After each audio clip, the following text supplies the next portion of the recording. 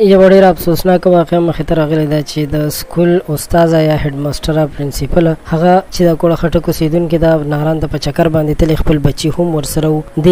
د دغه سیند په غاړه باندې تصویرونه ویستل او دا چې کله ځان سمبي په یو کاڼي باندې کینی نو د سمندر بېرحمه چپې هغه کاڼی هم په مخه کې او دا ښځه هم په مخه شوې ده او اخر د دې لاش میلاو شوی یعنې دا مړه وه کله چې دا د دغه سیند په مخه کې دغه چپې په مخه کې نو په دغه دوران کې دا هم چغې وهي او دې سره چې کوم بچي یا د دې کورنۍ د هغوی هم چغې وهي خو افسوس چې د دې د بچ کولو څه چانس ځکه نه و چې دغه سیند چې د دې چپې دومره زورورې وي چې دا یې ځان سره په مخه کړې ده. قدرمنو دوستانو په دې ویډیو کې تاسو وګورئ نو رښتیا هم چې دغه سمندر ډېر زیات تیز و خو دې ښځې هم دغه غلطي کړې ده چې په دومره تیز سمندر کې د داسې سمندر په غاړه باندې تصویرونه جوړول بالکل نه وي پکار خو بیا چې کله دې تصویرونه جوړول نو پکار ده چې د سمندر نه لږ لرې واوسي. په دې ویډیو کې د هغه مور پلار دپاره د هغه کورنیو دپاره هم یو سبق دی چې هغوی دغسې د خطرناکو ځایونو تګ کوي او هلته بیا تصویرونه وباسي نو د داسې کارونو نه ځانونه وساتئ کنې دغسې حال بیا د هر چا کیدلی شي.